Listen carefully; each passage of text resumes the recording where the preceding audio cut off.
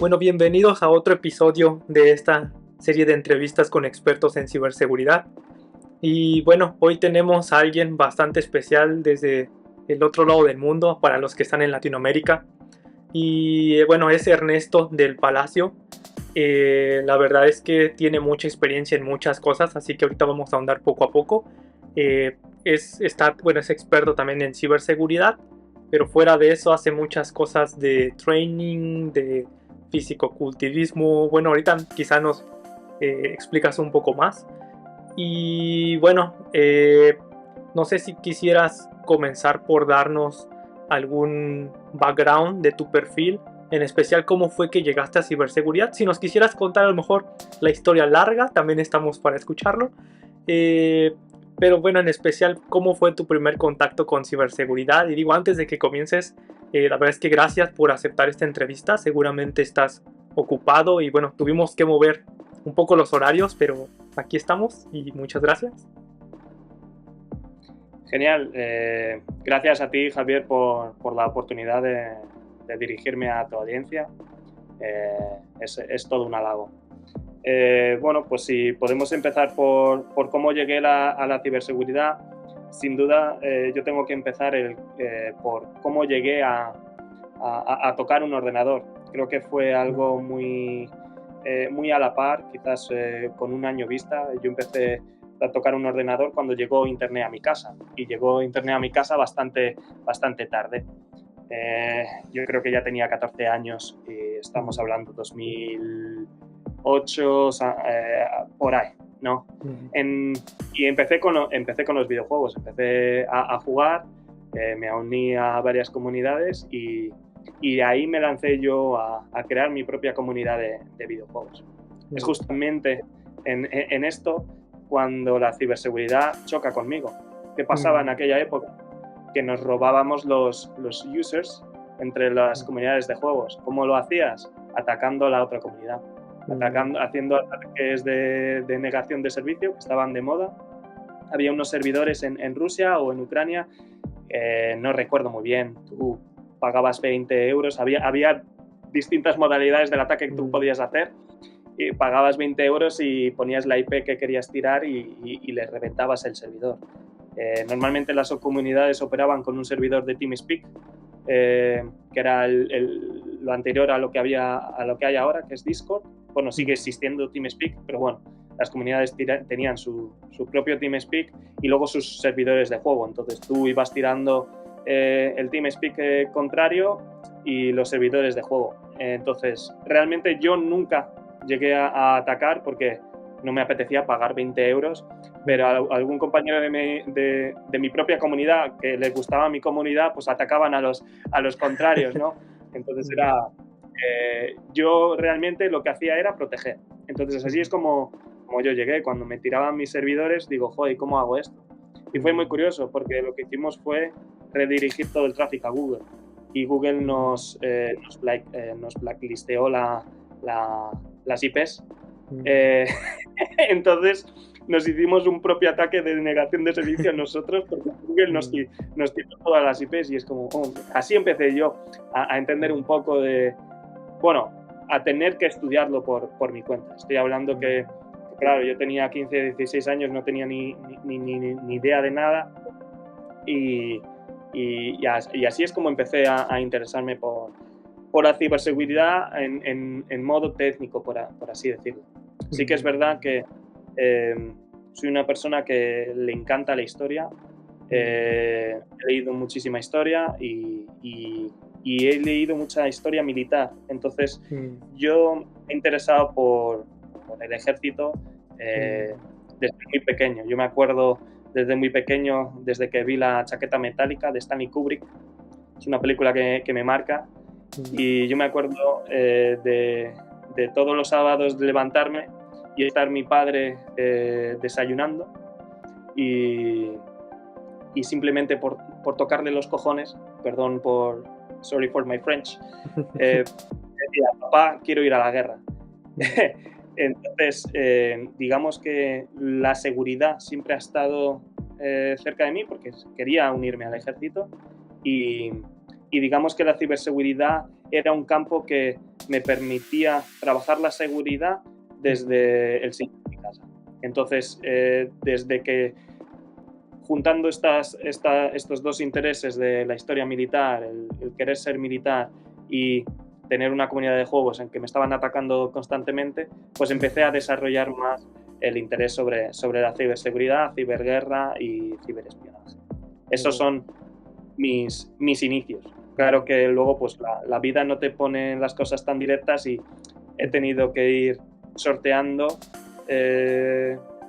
cosas, aprender oficios y luego pues ya conseguir entrar en un trabajo normal y hacer mi trabajo normal. Esos son mis inicios. Entonces hay un inicio, digamos, más técnico en el que tengo que trabajar la ciberseguridad y luego hay un inicio más teórico de los sueños que tiene un niño, ¿no? Que pues esas dos cosas se juntan en un momento. ¿Y estos inicios te llevaron después a estudiar, digamos, ya una licenciatura como tal en informática, o qué fue lo que después te llevó? ¿Cómo fue esa conexión? Claro, yo en un primer momento yo quería ir a la Academia Militar que hay en España, en Zaragoza, porque a mí lo que me hubiese gustado ser es oficial de infantería de montaña, pero yo creo que fue en el último mes, en los últimos 2 meses antes de tomar los exámenes, cambié de opinión. Fíjate que mi padre, mi familia son antimilitares totalmente, no tenemos tradición militar en mi familia, pero tú imagínate darles la matraca todos los sábados, papá, quiero ir a la guerra, ¿vale? Bueno, pues llega un día mi padre y me dice, oye, Ernesto, he conocido a un oficial, porque claro, él estaba buscando información también, digo, ¿dónde se va a meter mi hijo? ¿Qué son esta gente? Y vino mi padre y me dijo, he encontrado, he conocido a un militar, pues me parece una persona muy interesante, sabe mucho, es muy inteligente, creo que va a ser un buen sitio donde vas. Y dije, papá, ya no quiero ser militar, quiero estudiar ingeniería informática. Y él, me acuerdo, porque venía del trabajo, estaba ahí de pie y yo estaba comiendo, se queda así mirándome con una cara no de asco, pero de decir, joder, dijo, eres un gilipollas. Y entonces ahí es cuando se lo digo, quiero estudiar ingeniería informática porque me gusta tocar los sistemas. Es algo que me gusta, que me obsesiona. También porque te da la oportunidad de crear. En ese aspecto, pues sí que soy una persona creativa, que le gusta imaginar cosas y hacer cosas con lo que tienes alrededor. Y entonces, digamos que la informática a mí me permitía hacer muchas cosas. En mi casa somos más de personas de derecho, más teóricas. Mi madre es filóloga hispánica, ¿no? Mi padre es abogado de formación. Entonces no teníamos ni un taller ni nada en casa, teníamos solo libros y un ordenador. Entonces, como yo soy una persona bastante creativa, a mí lo que me permitía crear era la informática. Por eso en el último momento decidí que quería hacer informática, porque me permitía crear cosas. Me podían permitir crear videojuegos, me podían permitir crear historias, me podían permitir crear software, solucionar problemas, ayudar a la gente, proteger a la gente. Entonces, por eso tiré por una licenciatura, se llama grado en España, y esos son mis inicios. Mis inicios en el grado fueron muy malos. Yo quería crear cosas y me encuentro con un grado en el que, por la universidad que era una universidad muy fuerte en industriales, en ingeniería industrial, pero muy floja o bastante floja en informática. Era muy fuerte en telecomunicaciones, pero no en informática, no en ingeniería del software. Entonces eso lo que provocaba es que los primeros años de la ingeniería eran más fuertes en términos de física, matemáticas, asignaturas que ya estás aburrido de darlas en el instituto, y por eso me fue mal, porque joder, es que otra vez esto, yo quiero hacer cosas, ¿no? Y entonces el grado me fue bastante mal, 2 años casi tirados a la basura, y por eso, pasado a los 2 años, me fui a hacer la la certificación profesional, la formación profesional que se llama en España de sistemas conectados en red. Ahora mismo no me acuerdo cómo se llama todo el grado, pero la idea es que te convertías en sysadmin, básicamente. Entonces, en esta certificación profesional tocabas muchas redes, porque era lo que a mí me gustaba, que eso viene de la ciberseguridad, de todo lo que estaba aprendiendo en la comunidad de videojuegos que yo había fundado. Y entonces ahí aprendí el oficio de administrador de sistemas, ¿no? Durante la formación. ¿Qué pasó? Ahí son las cosas del destino. Yo quería irme de España, quería ver mundo. Era joven, quería ver mundo, quería poner un atillo en mi hombro y salir a ver mundo.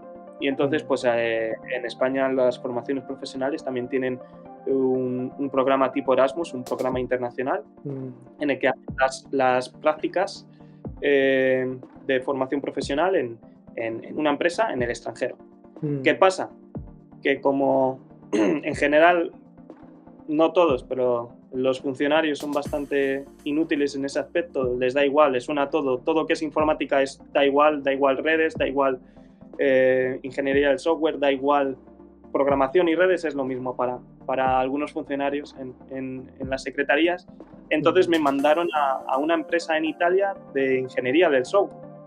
Yo tenía background de administración de sistemas, de redes, y de pronto me encuentro que tengo que programar.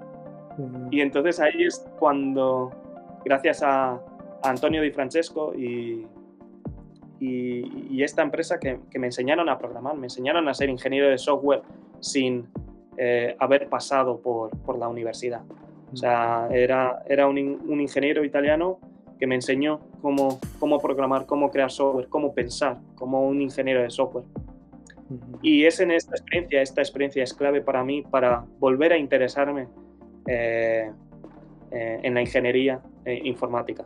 Y es gracias a él que digo, hay más mundo en la informática para mí, aún puedo aprender más. La administración de sistemas es un mundo muy bonito, pero hay más cosas, quiero explorar.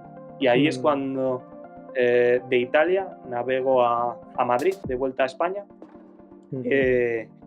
a estudiar la carrera, pero esta vez estudiar la carrera en otra universidad, en la Universidad Carlos III de Madrid, que es reconocida por sus buenos programas de movilidad y porque tenían un enfoque de la licenciatura, del grado, mucho más práctico y directo a la informática que donde yo estaba estudiando antes, en la Universidad de Valladolid. Sin embargo, también tenía mucha carga de matemáticas y de física y de cosas coñazo que a los informáticos, pues bueno, está bien, me mueve la cabeza, pero tú quieres otras cosas. Y bueno, pues también con la experiencia laboral, con todo lo que había aprendido en Italia, con mis nociones de redes bien pulidas, pues luego la ingeniería informática en la Carlos III, pues no te voy a decir que fue sencilla, pero me lo gestioné mucho mejor y allí es donde me gradué. ¿Qué pasa?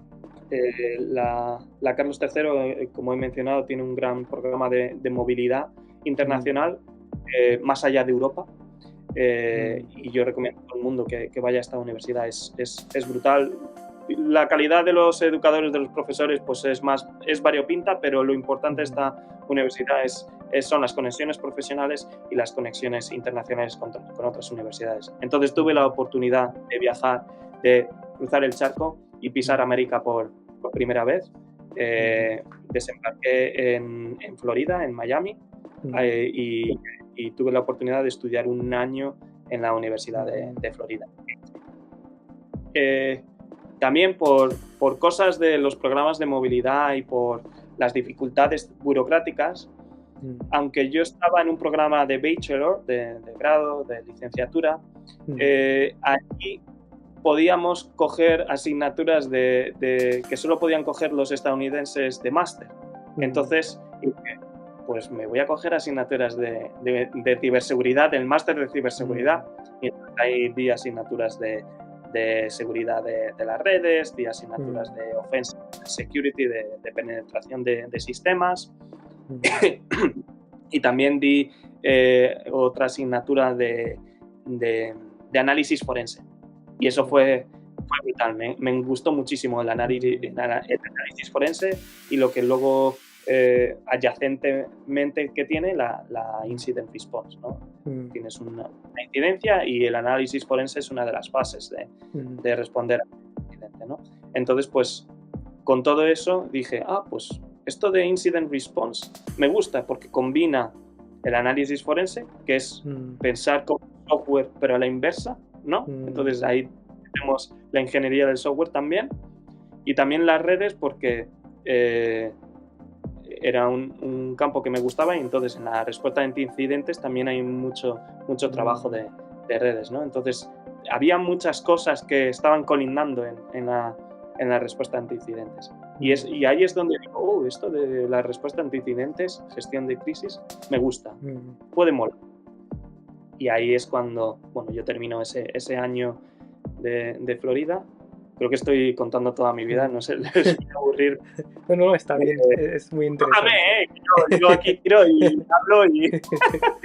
Bueno, pues vuelvo a Madrid. Y vuelvo a Madrid, vuelvo a España, sin un duro, me lo había gastado todo en Estados Unidos.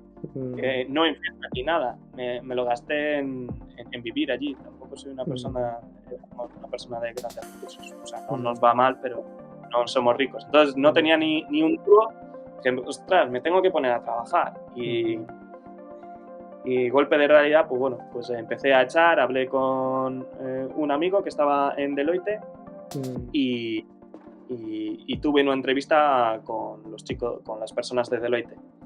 La persona de Deloitte que me entrevistó justamente estaba en el departamento de estrategia, Miguel Olías, una gran persona, inspiradora, y esta persona pues me abrió las puertas al departamento de estrategia de ciberseguridad de Deloitte, de Risk Advisor. ¿Qué pasa? Que eso no es incident response, eso no es software, eso es consultoría pura a nivel de estrategia de ciberseguridad. Claro, ¿qué tiene lo bonito de esto? Porque al final me interesó. Porque,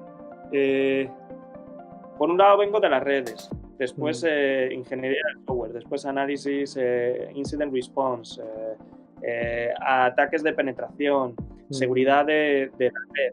Pero yo me preguntaba, ¿qué más hay de la ciberseguridad? ¿Qué es la ciberseguridad? Hay muchos campos, he tocado muchas cosas aquí. También toqué gestión de identidades y accesos. Creo que me saltaba ahí una experiencia que tuve en Accenture. Durante un año estuve de becario en gestión de identidades y accesos en Accenture, antes de irme a Florida. Bueno, el caso que tenía muchas cosas de ciberseguridad en la cabeza, pero no tenía una visión de cómputo general de lo que es la ciberseguridad. Yo soy una persona que necesito ver todo el panorama para luego entender las cosas y compartimentarlas y después crear puntos conectivos entre las mismas para poderlo entender bien.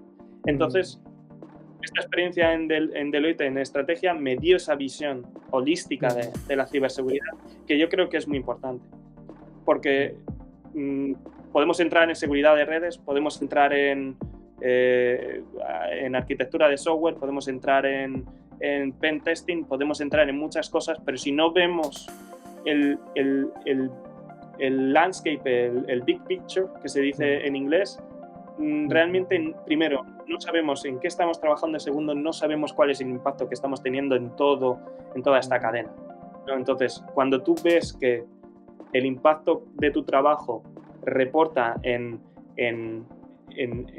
toda esa maraña hiperconectada de dominios, pues ahí es donde te sientes que estás aportando. Entonces, esa experiencia que lo hice fue importante. Fui capaz de poder visualizar la ciberseguridad en cómputo general y aconsejar a las empresas qué era lo mejor, qué era lo peor. Además que como tenía una experiencia técnica bastante alta en comparación con mis compañeros del mismo departamento en Deloitte, podía aportar cosas que mis compañeros no aportaban en la estrategia, y creo que eso fue muy importante en mi desarrollo en Deloitte. Y en el departamento de estrategia estuve 6 meses, medio año. El primer medio año trabajé mucho, creo que trabajé en general bien. Por supuesto, los primeros proyectos fueron un poco desastre para mí, pero una vez aprendido el oficio y lo que tenía que hacer, fue todo muy bien. Y luego ahí, a los 6 meses, pido un cambio de departamento porque quería ver la respuesta ante incidentes. O sea, a nivel global habíamos trabajado mucho la estrategia, habíamos trabajado la protección, habíamos trabajado la respuesta ante incidentes y la gestión de crisis. Pero yo quería más chicha, quería cosas más técnicas y quería la gestión de respuesta ante incidentes. El caso es que a veces la vida no te pone las cosas como tú quieres, pero me dieron la oportunidad de ir al departamento que preparaba simulaciones de ciberguerra en los clientes de Deloitte. Y entonces pues tenía un poco de gestión de crisis, tenía un poco de incident response y tenía un poco de arquitectura de sistemas. Entonces yo fui el encargado, junto con otro compañero, de montar un cyber range con una empresa que se llama Cyberbit. Bueno, Cyberbit nos proveía toda la arquitectura, pero bueno, digamos que era la persona encargada de poner eso a funcionar para Deloitte. Y nos dedicamos, pues eso, a montar ataques en una red simulada y el cliente pues tenía que solucionarlos. Y luego pues también apoyé en las simulaciones de gestión de crisis de alto nivel. Digamos que en las de respuesta ante incidentes nosotros trabajábamos con los técnicos y en gestión de crisis trabajabas con los C-levels, con CEO, CMO, COO, CPO, pues todos los C-levels que podían, el comité de gestión de crisis básicamente de las empresas. Y entonces pues se les ponía un escenario y lo tenían que resolver. Y estuvo bastante bien porque bueno, pues te da una perspectiva también distinta de cómo piensan a alto nivel los gerifaltes de las empresas de la ciberseguridad, que no es lo mismo lo que piense un CISO, de lo que piense un CEO, de lo que piense un CPO. Cada uno tiene sus responsabilidades, cada uno tiene sus prioridades y desgraciadamente a veces la ciberseguridad no es la prioridad. Y bueno, en este departamento tuve 1 año y medio y después de 1 año y medio, en total 2 años en Deloitte, dije, creo que va a ser hora, ya había ahorrado, creo que va a ser hora de volver a hacer el artillo, ponerlo en el hombro y salir a ver mundo, y ahí es donde acabé en Dinamarca, trabajando en ciberseguridad. Y entonces, in a nutshell, eso es. Eso es mi trayectoria profesional y educativa. Ya, bueno, ahorita llegamos otra vez al tema de Dinamarca, que también es muy interesante. Quizá en retrospectiva, para los que nos escuchan, quisiera un poco tu opinión personal a lo mejor, porque digo, es tu experiencia personal y a lo mejor no a todos les va igual, pero en tu caso tomaste muchas oportunidades y también creo que tuviste la valentía de tomarlas, porque no todos la toman a veces por miedo a muchas cosas, pero una de ellas fue primero salir de tu país, ¿no? El decir, quiero ir a conocer qué están haciendo en otro lugar, y porque creo que normalmente la gente que se queda localmente, a lo mejor sí tienes un progreso, pero no se ve tan marcado porque, como dices, no sabes qué hay en el mundo, ¿no? O sea, hay muchas cosas que localmente nunca vas a ver. Y bueno, esa es la primera, salir de tu país. La otra fue el que hiciste esa evaluación de universidades de que te pudieran llevar fácilmente a donde tú querías. Y normalmente creo que a veces no vemos tan a futuro. O sea, yo creo que no es tan normal que alguien diga, esta escuela parece que no me está dando lo que quiero, me voy a otra, o a lo mejor en mi siguiente movimiento evalúo mejor que me lleve a donde yo quiero. En tu caso, no sé si son programas, lo de Erasmus, pero bueno, el acercarte a ese tipo de universidades que te puedan dar el salto más sencillo, digamos, porque ya tienen contactos. Y otra es el haber estudiado en un país probablemente muy diferente al tuyo y bueno, no sé si tú lo veías así, pero quizá con mayores skills. Al menos en México, entre México y Estados Unidos, siempre creemos que estudiar en Estados Unidos es mejor, y sin duda cuando es en una buena universidad, porque siempre hay como más diversidad, mucho conocimiento y es un ambiente totalmente diferente. En tu opinión personal, todos estos cambios, primero, ¿los recomendarías? Segundo, ¿por qué, si crees que sí lo recomendarías, por qué lo recomendarías a la audiencia a intentarlo, a salir de su país, buscar mejores conexiones, ir a una universidad donde te vas a exponer mucho a nuevas cosas? Que también creo que es algo que a la gente a veces le da miedo, ¿no? Como salir de la zona de confort y, bueno, yo creo que a todos, pero en algún momento lo enfrentas. ¿Cuál es tu opinión sobre estos temas? Pues lo primero de todo, déjame abogar por la educación que tenemos en cada uno de nuestros países.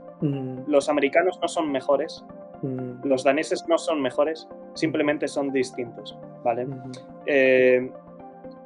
Es muy importante, cada país tiene sus cosas buenas, sus cosas malas. Por ejemplo, España, las ingenierías son una carnicería, entra mucha gente y se tienen que cribar mucha gente. Tienen que echar mucha gente. Al final, nosotros empezamos 60, en nuestro año nos graduamos 20. Bueno, 60 más.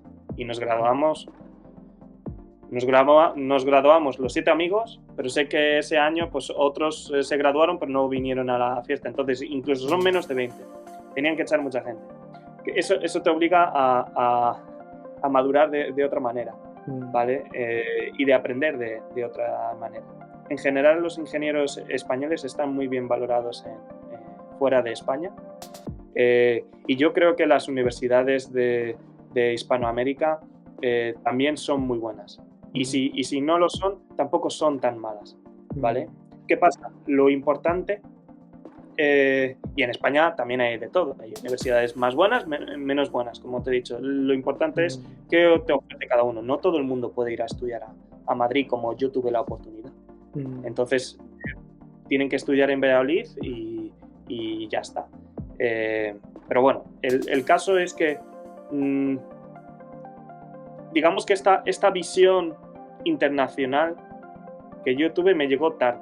Si yo lo hubiese sabido antes, que en Dinamarca los bachelor eran gratis para los ciudadanos europeos, que los másteres eran gratis para los ciudadanos europeos, no vuelvo a Madrid, me voy directamente a Dinamarca, pero no lo sabía, ¿no? ¿Qué pasa? En aquella época tampoco tenía tanto conocimiento del entorno educativo. Entonces, ¿hay que irse fuera? Sí, con una base. Es decir, irte fuera por irte fuera sin saber nada, tampoco has conocido lo que tienes. Entonces, lo más importante de cuando tú te vas fuera es poder comparar. Es poder comparar y aprender de los demás. Aprendes lo bueno y desechas lo malo. Porque si te vas directamente, sin haber aprendido en tu zona, si te vas directamente, vas a coger lo bueno y lo malo del nuevo sitio que vayas. Cuando ya sabes y vas a un nuevo sitio, dices, vale, esto en mi país es malo, lo desecho. Esto en este país nuevo es malo, lo desecho. Entonces te quedas con lo bueno de lo tuyo y con lo bueno del nuevo sitio. Y así con cada sitio que vayas. Eso se llama, al fin y al cabo, es la experiencia vital, ¿no? Entonces, claro que recomiendo obtener cuanta más experiencia vital mejor, porque al fin y al cabo te haces mejor persona. Desechas lo malo, adquieres cosas buenas. A veces también adquieres vicios de donde vas. Eso también, pues, bueno, son cosas que pasan o cosas que tú consideras que son mejores. Y ya está, no tienes por qué coger siempre solo bueno. A lo mejor coges algo que es para el común de las personas malo, pero que para ti es bueno, ¿no? Pero bueno, eso además se llama crecer. Entonces, animo a todo el mundo a que explore. Primero establecer qué es lo que quiere. Empezar donde está y a partir de ahí trazar un plan. Trazar un plan de qué es lo que quiero, qué es lo que me gustaría ver. Y tirar para adelante. Lo importante es aprender cosas nuevas. Yo, por ejemplo, mi problema es que yo estoy en un sitio más de un tiempo, más de un año, por ejemplo, o más de 2, y ya me quiero mover. O sea, me muero del asco si me quedo. O sea, quiero ver cosas nuevas. ¿Qué pasa? Yo ya he llegado a un estado en el que, bueno, pues en Dinamarca estoy bien y pues ahora me llamaría un poco más Asia. Sí que me gustaría, por lo mejor, vivir un año entero en Tailandia o en otro país asiático. Pero y ya no sé lo que estaba diciendo. Bueno, sí, de animar a la gente a que salga de su país y, bueno, bien decías, para salir probablemente tienes que conocer lo que tienes en tu país. Incluso lo que mencionas me parece relevante como recalcarlo, es que, por ejemplo, he conocido gente que estudió en Harvard, en el MIT, en universidades muy prestigiosas de Estados Unidos, tanto en mi experiencia, digamos, propia y la de amigos. Y como dices, no somos tan diferentes. O sea, a lo mejor si ellos estudian en Harvard y yo estudié en una universidad pública en México y tenemos el mismo nivel, o sea, entendemos los mismos problemas, a veces hasta pensamos similar. Y yo hablaba con un amigo sobre eso y entre broma decíamos, bueno, pero yo no me tuve que endeudar para ir a Harvard o cosas de ese estilo, ¿no? Porque en México la universidad pública, las universidades como más, digamos, prestigiosas, la verdad es que son muy baratas comparado con el extranjero. O sea, yo creo que en México tenemos la fortuna de tener muchas universidades muy buenas.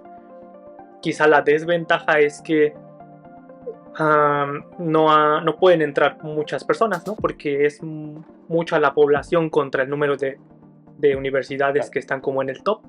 Así que, pues es la forma, es complejo entrar, ¿no? No sé si a eso también te referías tú cuando mencionabas que no todos tienen la oportunidad de ir a Madrid como tú lo tuviste. ¿Eso es en cuanto a economía, cuanto a la dificultad de entrar o en cuanto a qué? Pues economía, dificultad de entrar y cómo tengas tú la mente de expandida, ¿no? Hay gente que ya es feliz teniendo lo que es y yendo y ya está. Hay una cosa que has mencionado que es muy importante, no todo el mundo puede ir a Harvard. Entonces, ¿cuál es la diferencia del conocimiento que tú adquieres en Harvard de lo que adquieres en otra universidad? La gente con la que tienes alrededor. Es la única diferencia y es la más clave.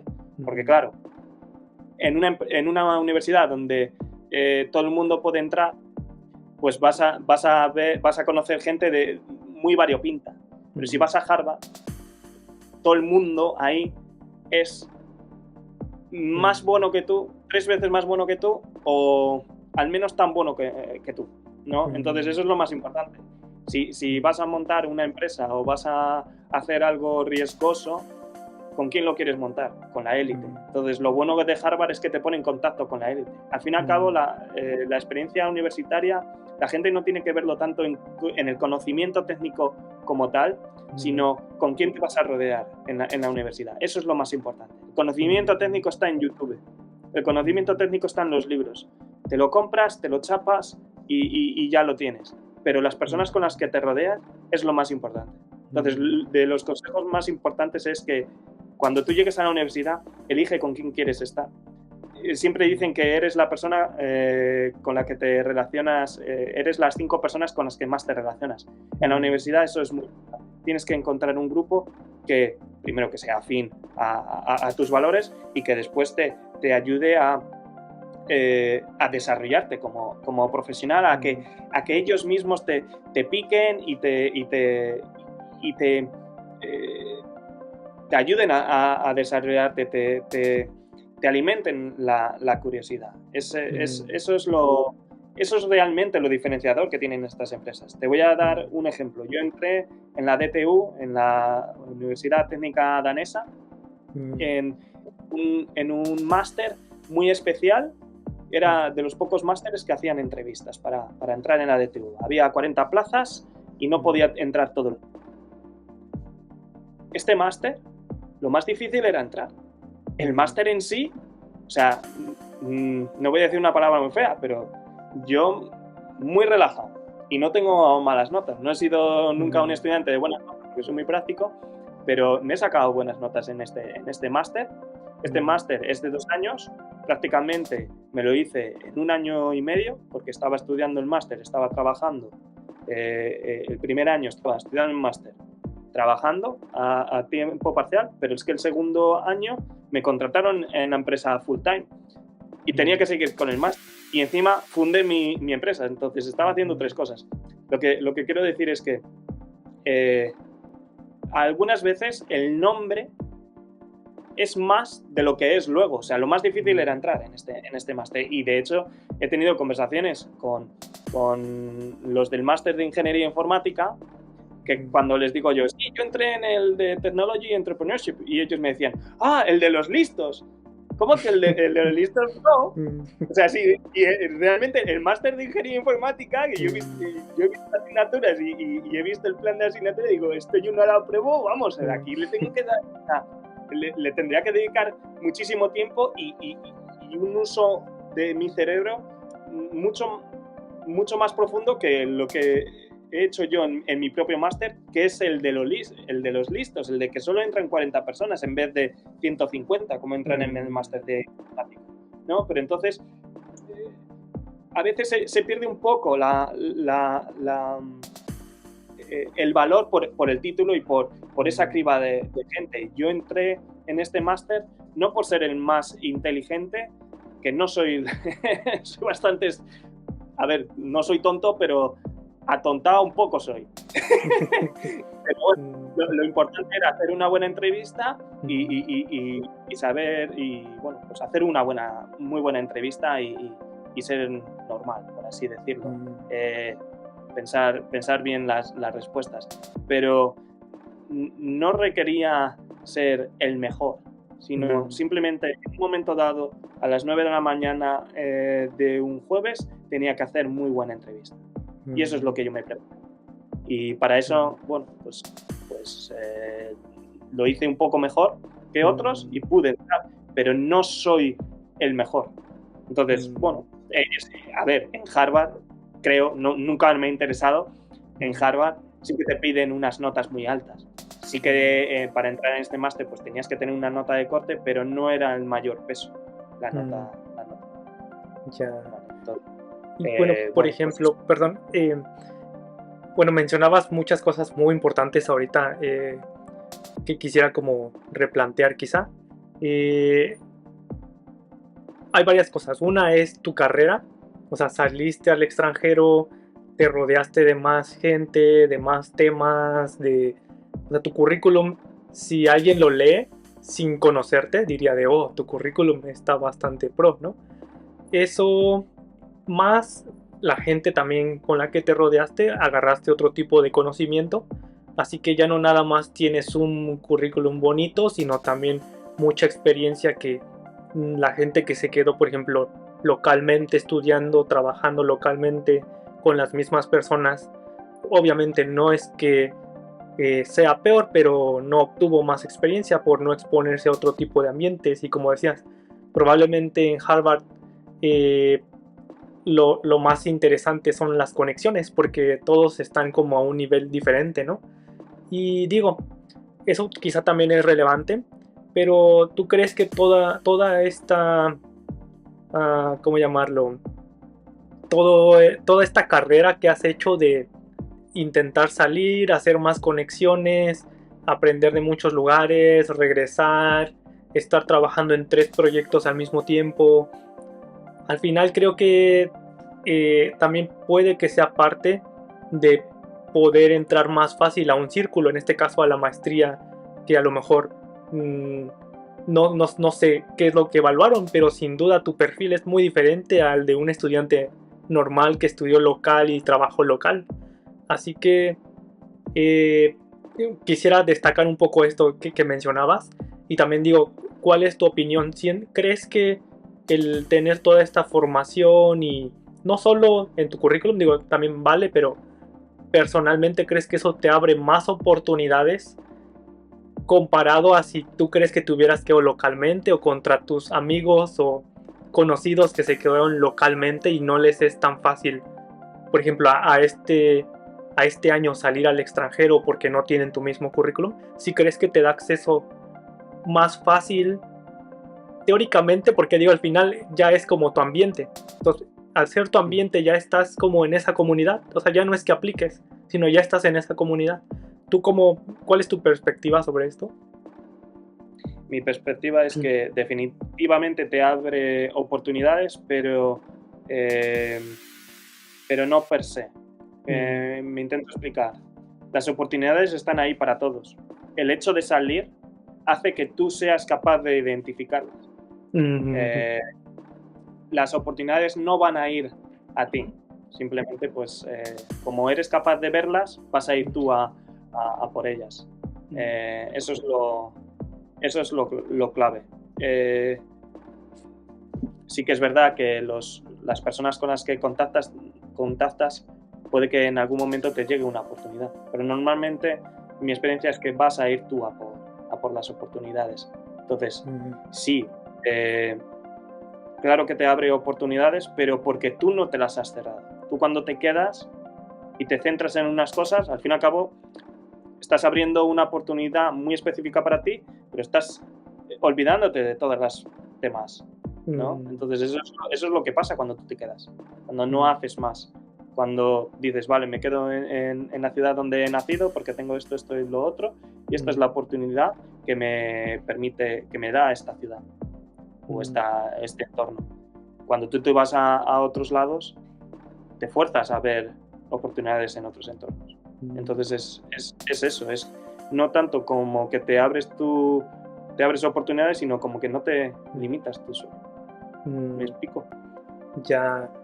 Y bueno, la otra parte es personalmente, ya una vez que has salido y has estado en América y a lo mejor Dinamarca, Italia, mencionabas hace un rato que lo interesante es quedarte con lo bueno de cada cultura y obviamente eso te va moldeando diferente porque son experiencias diferentes. En tu opinión, digamos, o en tu perspectiva hasta ahora de tu carrera personal, ¿cómo ha sido este cambio que has visto en ti como persona? Hay cosas que incluso a lo mejor cuando hablas con tu familia dicen, oye, pero ¿por qué actúas así? ¿Por qué? Incluso ¿por qué te disculpas por esto? ¿Por qué eres tan directo? Hace rato hablabas de que en Dinamarca son más directos. Cosas de este estilo que por la cultura en donde has estado ya no es que hayas cambiado, pero tienes otras costumbres a lo mejor diferentes a las que en tu comunidad local suelen haber. ¿Cuál ha sido tu experiencia sobre este tipo de cosas? Pues claramente mi personalidad ha cambiado, incluso mi ideología política ha cambiado y los gustos no tanto, siempre he sido más o menos... Luego me he dado cuenta que yo era muy danés, sin yo saberlo. No en la guapura, pero sí en las maneras de proceder. El respetar la privacidad del otro, el no ser un chismoso, el respetar realmente al prójimo y entenderle la empatía. Y cuando algo no te gusta, decirlo. Es decir, oye, esto no me gusta. Eso lo he tenido que adoptar, porque los españoles no solemos ser tan así. Viajar, conocer otras culturas, conocer otras personas te va a hacer cambiar. A veces esos cambios son abruptos, porque tú crees que a lo mejor estás entre amigos y empiezas a compartir cosas y dices, pues no compartimos los mismos valores, ¿no? Te pongo un ejemplo. Yo he sido de familia socialista toda la vida y yo me acuerdo cuando voy a Estados Unidos, claro, yo me creía progresista y de izquierdas. Luego allí, pues no se me trató, algunas personas pues no me trataron bien porque era español. Y porque era español, pues era X, Y. Y dije, anda, pues yo creía que tú eras progresista y que éramos todos demócratas y que todos éramos bienvenidos y que...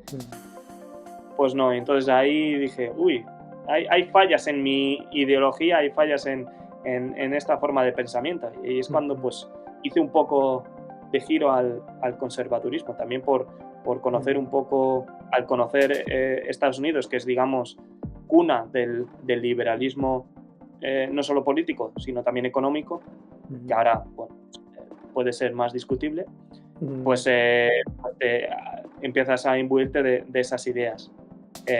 Y luego, pues, otra estancia en España, pues entonces con las nuevas ideas que vienes empiezas a ver las vestiduras rajadas de muchas situaciones, no solo políticas, sino sociales, y dices, pues esto a mí no me gusta, me voy a ir a un sitio donde yo esté más cómodo, por eso elegí Dinamarca. Y luego en Dinamarca, pues también ves cómo algunas evoluciones no te gustan, ves cómo otras evoluciones te gustan y lo adoptas. Entonces, y luego, pues también además aprendí que la personalidad es algo es variable y tiene que ser variable. Si a los 20 años eres igual que a los 30 y a los 20 años eres igual que a los 60 y a los 40 eres igual que a los 60, hay algo malo ahí. Hay que evolucionar. Creo que la personalidad debe evolucionar, tenemos que aprender y a veces es para bien y espero que pocas para mal. Pero al fin y al cabo, si te fijas en todo mi discurso, es en relación al aprendizaje. Es esa ansiedad por aprender cosas nuevas y no tener miedo a cambiar incluso de personalidad. Y esperemos que para bien. No voy a ser ahora un Al Capone, no voy a ser un mafioso, pero bueno, que hay cambios de personalidad y que hay que abrazar esos cambios. Porque si pasa, pues pasa y tú tienes que buscar además tu situación de equilibrio. Y si para tu situación de equilibrio tienes que cambiar, tienes que hacerlo. Hazlo. Abraza el cambio porque normalmente es para bien. Salvo que te estés drogando o lo que sea, no sé. En general, lo bueno de conocer otros países, otras personas, es todas lo que he dicho antes. Vas a poder identificar lo malo, poder desecharlo, identificar lo bueno, poder adoptarlo. Eso es lo que te va a hacer crecer. Y eso, pues no sé si he respondido a tu pregunta. Claro, sí. Y bueno, de eso me llegan más dudas. Por ejemplo, la verdad es que te comentaba, tengo planes de ir a Dinamarca pronto, así que estuve leyendo un poco de cómo es el país, cómo funciona, y la verdad es que yo no sabía nada de Dinamarca.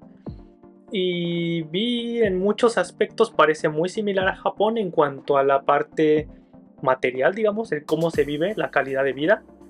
Creo que es mucho mejor en cuanto a la parte personal, a la parte de trabajar, y que quizá el gobierno se preocupa mucho por los habitantes e incluso las empresas, quizá comparado con Japón, en donde a lo mejor es cultura el quizá trabajar en exceso. Digo, creo yo, son muy similares en cuanto a cómo se vive, a la calidad de vida. Así que antes de preguntarte por qué Dinamarca y por qué te has quedado, quisiera saber primero qué no te ha gustado de Dinamarca. ¿Cuál es lo que dices de, no, esto es lo peor que he encontrado pues en algún país comparado con donde has estado antes? Quizá quisiera comenzar con ese antes de ir a qué es lo que te gusta. La comida. Wow. La comida, claro, vengo de España, ¿no? Entonces, pues hay algo que decir. España se come muy bien, los supermercados son brutales, Dinamarca no tanto. Pero yo creo que tu pregunta no va tanto a esta trivialidad. Bueno, no es trivial porque la alimentación es importante, pero creo que tu pregunta va más a comportamiento, sistema social, etcétera, de lo que no me gusta de Dinamarca. La verdad es que yo aún estoy en un momento dulce con Dinamarca. No me gustan pocas cosas. Yo diría que lo que me gusta menos de Dinamarca es que en algunas zonas no es tan cosmopolita como Copenhague. Copenhague puedes hablar perfectamente en inglés, en todos lados te van a entender. Pero vas un poco más allá de Copenhague y te puedes encontrar que es un país cerrado en ese aspecto. Y es normal, ¿vale? No todo el mundo te puede quizás hablar en inglés, o te van a hablar en inglés, pero quizás muy cerrado, y a lo mejor no les gusta, porque no están acostumbrados a ver tanto extranjero que le hablen tanto en inglés. Esa es mi percepción actual. Tampoco he viajado mucho por fuera de Copenhague. Estoy centrado en otras cosas, no he viajado mucho, pero eso quizás sería lo que menos me gusta, y que hace mucho viento. Hay mucho viento. También te digo, si no hiciese viento, este sitio sería el paraíso, y quizás, si es el paraíso, muchos más españoles vendrían y lo joderían todo. Entonces, ok, bien. Es verdad. Creo que, bueno, actualmente creo que lo veo mucho en Japón. La verdad es que Japón, en mi opinión, bueno, yo vine hace varios años y era muy diferente a como es ahora. Y creo que las cosas malas que veo ahora es principalmente por el exceso de turismo. Por, pues sí, muchos problemas. Bueno, no sé, en México sería normal, pero en Japón no es normal. A lo mejor que entres al tren así como que todos salgan y entren al mismo tiempo y se empujen. Eso no es normal en Japón. En México quizá no hay como tanto problema. Y por ejemplo, a lo mejor los restaurantes ya siempre están llenos. Ya hay lugares donde la gente come y habla por teléfono en el tren y cosas que a lo mejor en México no me importaban porque era mi día a día. Creo que ya aquí ya se siente la diferencia. Pero sí, probablemente todavía Copenhague está en un buen punto. Pero dime. Sí, pero sé por dónde vas. O sea, cuando ves al grupo de extranjeros que se comportan como extranjeros, dices, ¿por qué no podéis ser más daneses? Que son muy respetuosos. Pues quizás lo mismo con los japoneses. Sí, quizá algo, pues sí, como dices, al final te vas adaptando a lo que ves y el cómo se vive, y cuando es para bien lo adoptas más rápido quizá.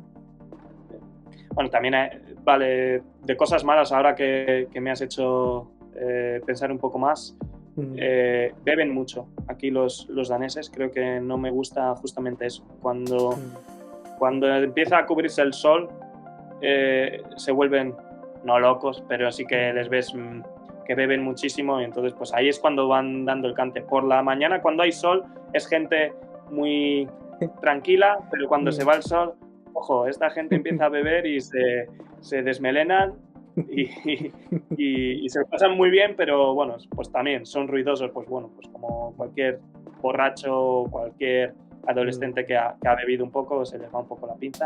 Pero luego sí que es verdad que yo he notado que el uso de drogas está mucho más extendido, y el alcoholismo.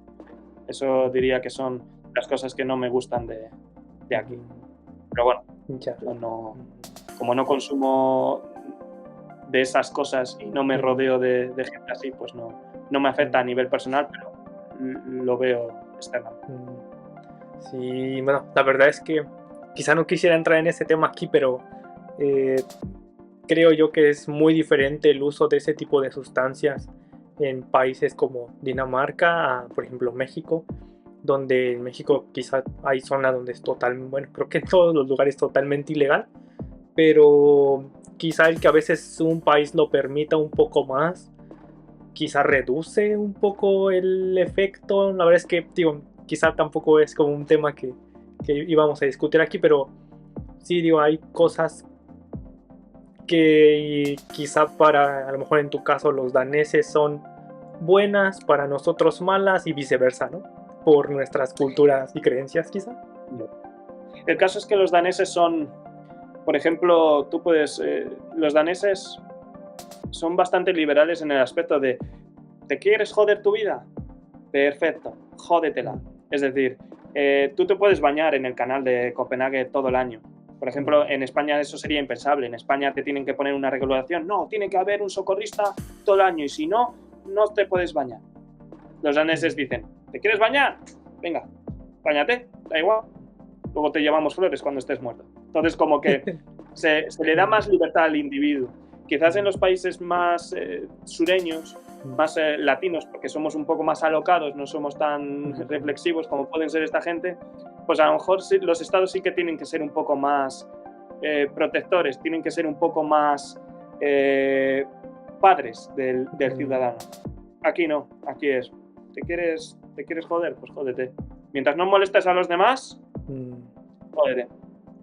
Eso sí, también hay sanidad pública, pero bueno, eso es otro tema. Pero yo creo que va más por ahí, no va tanto de, no, si vamos a permitir esto porque va a reducir, sino es un efecto del sentimiento de libertad individual, de haz lo que quieras, es tu vida. ¿Te la quieres destruir? Destruyetela. No. Y entonces, bueno, pues también es también en función de la capacidad adquisitiva. ¿Qué pasa aquí? Cuando uno se empieza a utilizar estas sustancias y se sumerge en el mundo de la droga, como tienen dinero, es más fácil rehabilitarles. Es decir, empiezas a pagar a una clínica y te rehabilitas. En España, un chavalín a lo mejor no se puede pagar una clínica. Entonces se ha sumergido en las... no le saca. Entonces, claro, es eso. He conocido aquí muchos problemas bastante graves de drogadicción. ¿Qué pasa? Como la calidad de vida es tan alta, bueno, pues dejan de gastar en tal y pagan la clínica. Wow, qué interesante. La verdad es que, hay muchos temas muy interesantes que podríamos tocar socialmente. Lo siento yo que la vida allá en Dinamarca es similar a la de Japón.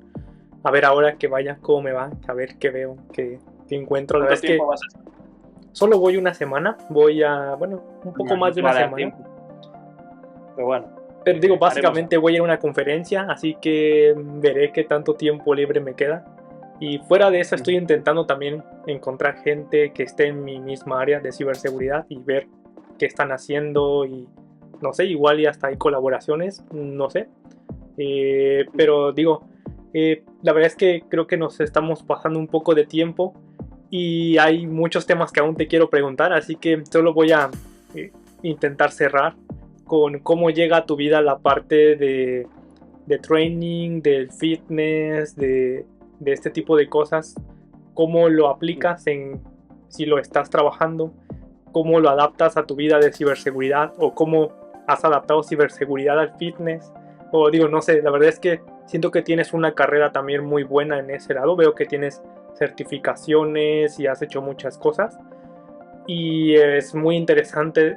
Te comentaba antes de que comenzáramos la entrevista que siento que no sé si es las nuevas generaciones o está de moda o a lo mejor a mi edad ya se puso de moda, no lo sé, pero mucha gente habla de gimnasio, balance de vida.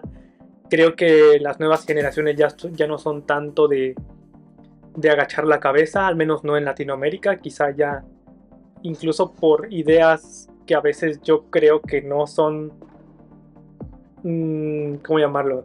No hay un sustento como para reclamar, ya hacen marchas y cosas de ese estilo, así que siento que, en tu experiencia, no sé cómo habrá llegado esto a tu vida y cómo lo llevas actualmente.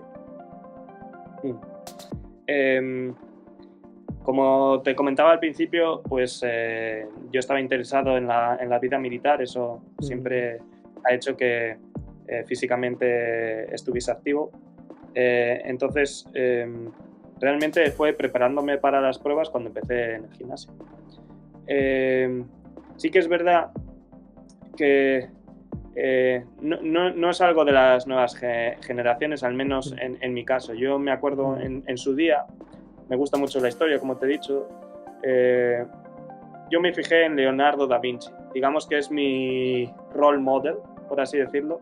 Entonces, Leonardo da Vinci era ingeniero, era artista y fue soldado también, ¿verdad? Como muchos filósofos griegos, etc., ¿no? Tenían su vida de soldado y luego sus otras vidas. Entonces, digamos que en un momento dado yo me paré y dije, vale, Ernesto, ¿cómo quieres ser? ¿Qué quieres ser? ¿No? ¿Qué quieres ser cuando tengas 60 años? Bueno, pues yo quería desarrollar una serie de dominios en mi vida. Tengo desarrollado el dominio de la profesión, ¿no? Ciberseguridad, ingeniero. quería desarrollar el dominio de lo que yo llamo self-preservation, ¿vale? Entonces, en el self-preservation es donde va todo el apartado de una buena nutrición, entrenar fuerte, todos los cursos de seguridad física que he hecho, entrenar artes marciales, etc. Y luego el dominio de aventura. El dominio de aventura, digamos que es todo lo que estoy haciendo de emprendimiento, de irme a otro país, de conocer, de irme a estudiar a otro país, de ir a conocer una nueva cultura. Eso es el dominio de aventura. También lo estoy desarrollando. Y luego tengo el dominio artístico, que yo me he dicho que solo voy a desarrollar cuando me jubile. Cuando me jubile, me gustaría tocar un instrumento, me gustaría adquirir conocimientos de arte para realmente entender el arte moderno o otros artistas que ahora mismo yo veo un cuadro y digo, joder, pues no me dice nada. Pues en algún momento me gustaría desarrollar eso, ¿no? Entonces, en algún momento desarrollaré mi faceta artística más hedonista, por así decirlo. Entonces, en cuanto al dominio de self-preservation, pues me gustaba mucho el entrenamiento y tengo el dominio de aventura, que es el de emprendimiento, buscar nuevos horizontes, etc. Entonces, digamos que el mundo del fitness, el emprendimiento en fitness que estoy haciendo, pues llega de estos dos dominios que se tocan y que crean sinergias. Entonces, pues me gustaba mucho entrenar, estaba adquiriendo buen nivel en el gimnasio y dije, bueno, pues además de ayudar a otras personas, que me encanta, puedo desarrollar un negocio. Y entonces al final lo que yo hago con los dominios es adaptarlos entre sí. Entonces, pues mi dominio de profesión pues lo tenía que adaptar a que yo pudiese desarrollar mi emprendimiento. ¿Qué pasa? Que también en mi emprendimiento encuentro sinergias en mi profesión, que es la de ingeniero de software. Yo, por ejemplo, a mis clientes que trabajamos, pues quieren músculo o quieren perder grasa o lo que sea, pues yo he desarrollado una aplicación para monitorizarles, para entrenarles mejor, etc. Entonces ahí he tenido que volverme a poner el gorro de ingeniero de software y crear una aplicación móvil, una aplicación web para mí como entrenador.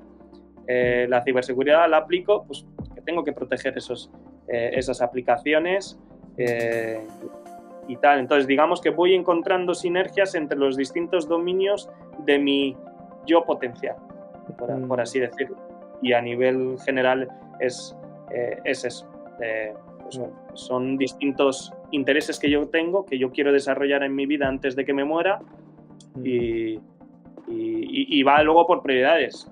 Antes de desarrollar el de aventura, pues desarrollé el de profesión, ¿vale? Tengo ya una profesión, ¿qué puedo hacer? Vale, pues puedo enfocarme un poco más en entrenar mejor y en ponerme más fuerte. Vale, una vez que tengo esto, vale, pues lo siguiente, ahora que tengo salud y una profesión, pues me puedo plantear el irme a la aventura, a crear una empresa a Dinamarca. Y así, y cuando ya esté cansado de estas cosas, diré, vale, me retiro y me voy a dar al placer de conocer, de aprender arte.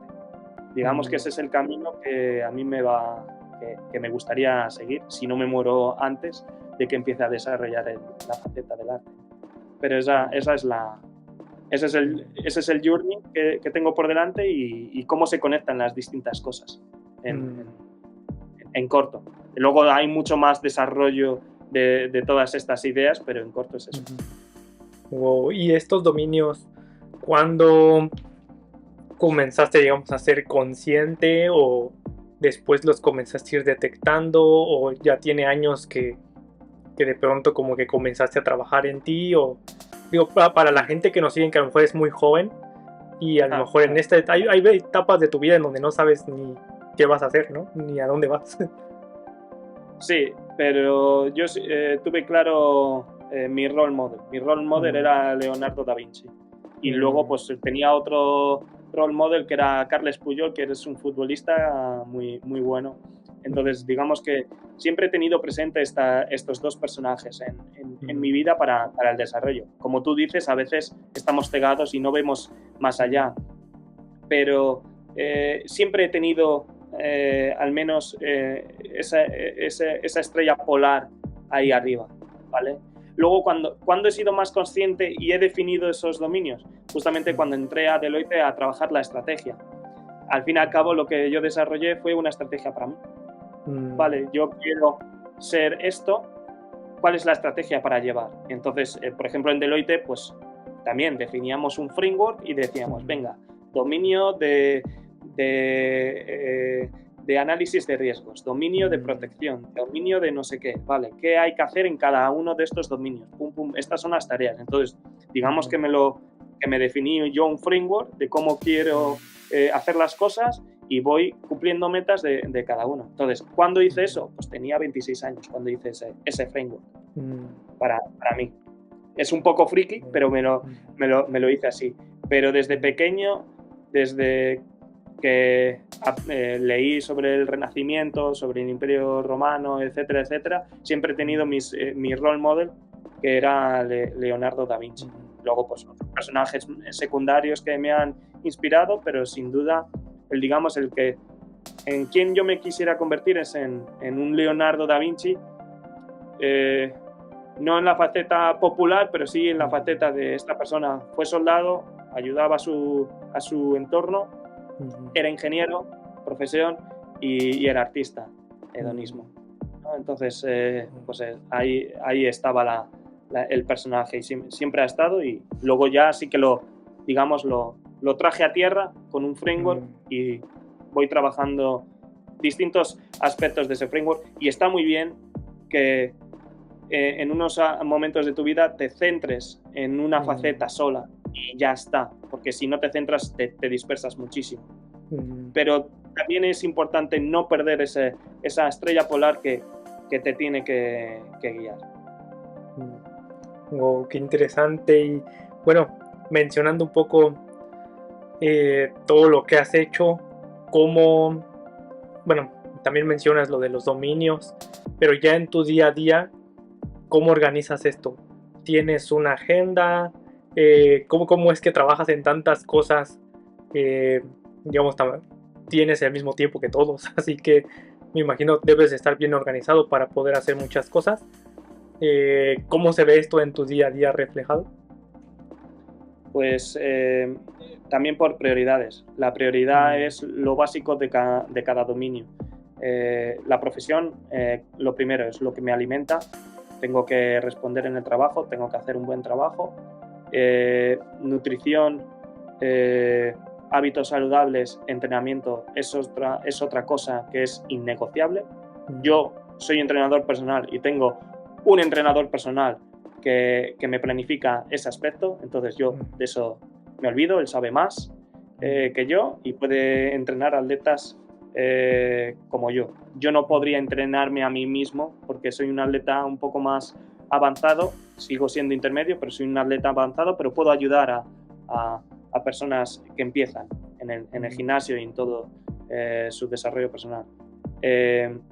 Entonces esas son cosas innegociables. Y luego, el resto del tiempo, estoy organizado y me organizo pues con herramientas de productividad. Yo, por ejemplo, utilizo Microsoft To-Do List, ¿no? Entonces tengo ahí una lista con las cosas que tengo que trabajar. Y te mentiría, o sea, lo que yo hago es sacarlo a la lista y la lista sabe, y entonces yo no tengo ansiedad. Entonces, pues tengo tareas del dominio de aventura, de emprendimiento, tengo tareas también del dominio de self-preservation y así. Me organizo básicamente pues prioridades. Todo lo que, cuando ya he cubierto las necesidades básicas, profesión, alimentación, dormir bien, algo de social también, no solamente estoy en casa haciendo cosas, también, por ejemplo, estoy aprendiendo a bailar salsa, eso pues, me permite socializar y está guay. Entonces, cuando tengo todo eso cubierto, ya hago todos los demás dominios, también en función de las prioridades que tengan esos dominios. Wow, y así. Ya, Entonces me levanto a las 10 de la mañana y me duermo a las 10 de la noche. Y no lo hago como mira, es un hustler. No, esto es... Yo soy feliz así y me produce placer hacerlo así y no es no es cuestión de, mira, qué hardworking es este chico. He adquirido esta rutina y está muy bien. Claramente, a mis 20 años yo no era así. Tengo 31. He aprendido, priorizo cosas y ya está. Ya, pues digo, espero que todos estos consejos lleguen a gente muy joven que tenga la oportunidad de aprender de quizá cosas como mencionabas, a lo mejor en algún momento no sabías que podías estudiar en Dinamarca, a lo mejor no sé, cosas de ese estilo, no organizarte bien, no planificar tanto a futuro. Digo, espero que haya alguna persona que nos esté escuchando y que todos sus consejos les sean útiles para que cuando llegue a donde tú estás, a lo mejor sea más rápido, a lo mejor que llegue a sus 25, no lo sé. Esperemos, sí. Ya me hubiese gustado a mí saber todo esto a mis 20 años. Pero bueno, también es importante que cada uno tenga su vida y que no hay prisa tampoco. No es cuestión de cuanto antes, sino lo importante es llegar en algún momento a llegar a esa realización de lo que tú quieres ser y de ser tú auténtico. Eso es lo que yo diría. Ya, pues muchas gracias por todos estos consejos y por el tiempo que nos dedicaste. La verdad es que hay muchos temas que todavía se quedaron pendientes. Espero que tengamos a lo mejor un día de una segunda ronda donde podamos cubrir otros temas que hoy no pudimos cubrir. Pero... Yo encantado, no sabes que yo hablo mucho. Pero digo, igual y la siguiente ronda la podemos hacer en Dinamarca ahora que vaya. Podemos pues organizar algo y sí, grabarlo allá físicamente. Pero digo, la verdad es que había muchas cosas que quería tocar. Ha sido una muy buena conversación. La verdad es que he aprendido bastante de todo lo que nos has comentado. Y digo, siempre que edito los videos vuelvo a aprender. Así que sin duda ahora que vuelvo a editar este video voy a aprender todavía más. Y bueno, no sé si quisieras compartir algún contacto o algo donde alguien que tuviera una duda o algo que no mencionamos y que quisiera preguntarte, ¿estás abierto a ayudar? Totalmente. Me podéis contactar por cualquier canal.